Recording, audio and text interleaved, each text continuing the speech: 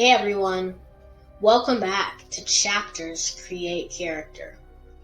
I'm your host, Legend Moore, and today we're going to be reading another scary story time with you guys. If you're scared, grab a flashlight, but let's tune in for a spooky night. Chapter 10.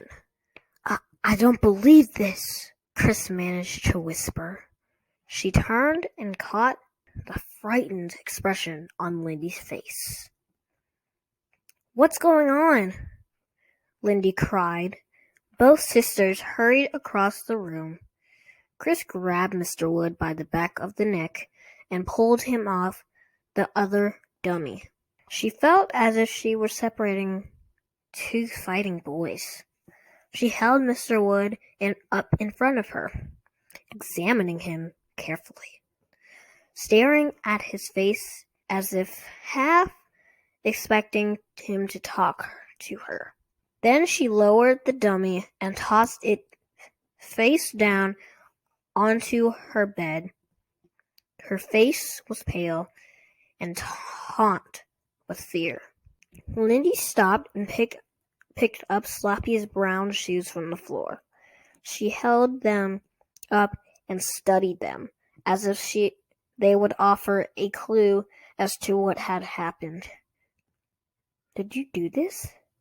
Lindy asked softly. Huh? Me? Chris reacted with surprise. I know you're jealous of Slappy and me, Lindy started. Whoa, wait a minute, Chris replied angrily in a shrill, trembling voice. I didn't do this. Lindy, don't accuse me. Lindy glared at her sister, studying her face. Then her expression softened, and she sighed.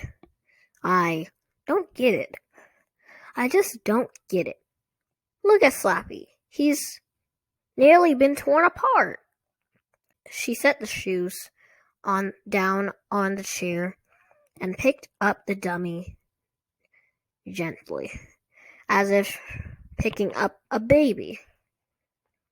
Holding him in one hand, she struggled to pull his suit jacket up with the other. Chris heard her sister mutter something. It sounded like, "Your dummy is evil." What did you say? Chris demanded. Nothing, Lindy replied, still struggling with the jacket. I'm, kind of scared about this, Lindy confessed, blushing, avoiding Chris's eyes. Me too, Chris admitted. Something weird is going on. I think we should tell Mom. Lindy buttoned the jacket. Then she sat down on the bed with Slappy in her lap and started to replace the dummy's shoes. Yeah, I guess we should, she replied. It's just so creepy. Their mother was in bed, reading a Stephen King novel. Her bedroom was dark except for a tiny reading lamp on her headboard that threw down a narrow triangle of light. Mrs. Powell uttered a short cry as her two daughters appeared out of the shadows. Oh, you startled me. This is such a scary book, and I think I was just about to fall asleep. Can we talk to you? Chris asked eagerly in a low whisper.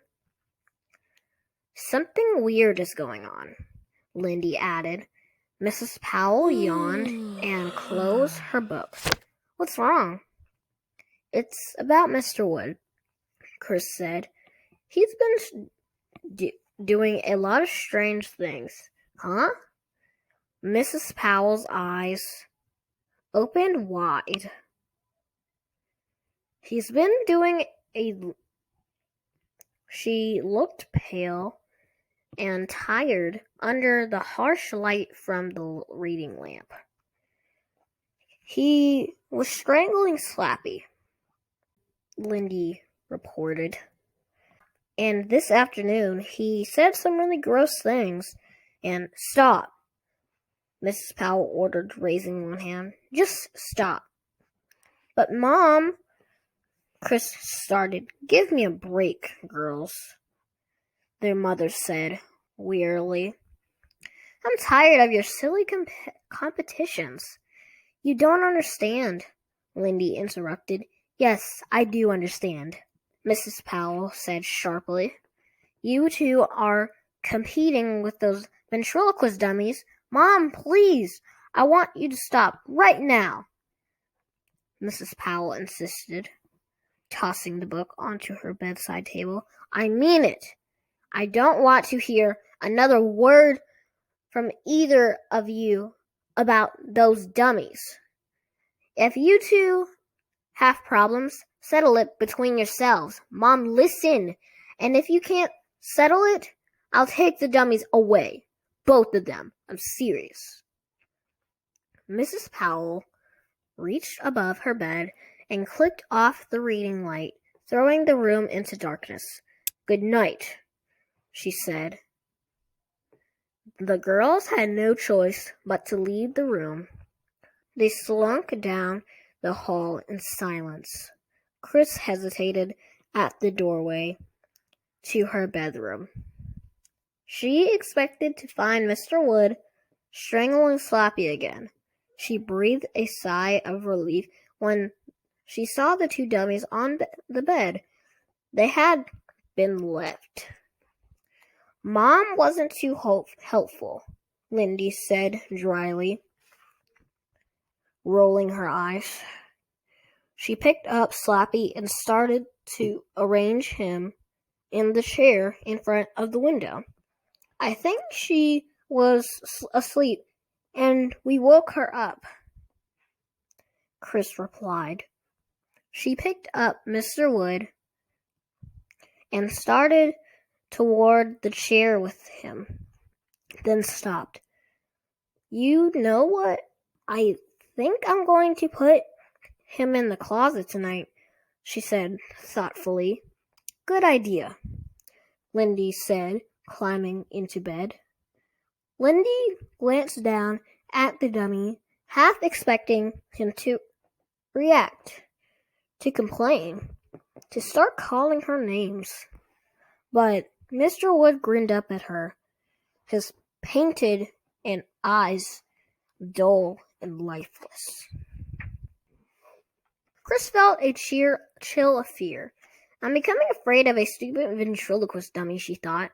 I'm shutting him up in the closet tonight because I'm afraid. She carried Mr. Wood to the closet.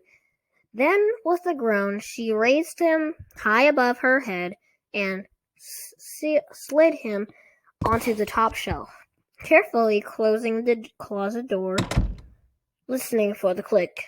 She made her way to bed.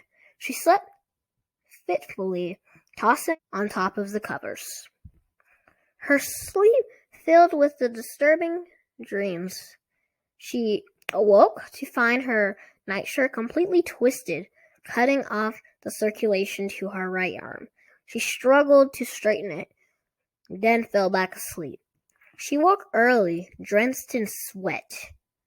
The sky was still dawn gray outside the window. The room felt hot and stuffy. She sat up slowly, feeling weary, as if she hadn't slept at all, blinking away the sleep. Her eyes focused on the chair in front of the window. There sat Slappy, exactly where Lindy had placed him, and beside him sat Mr. Wood, his arm around Slappy's shoulder, grinning triumphantly at Chris as if he had just pulled off a wonderful joke.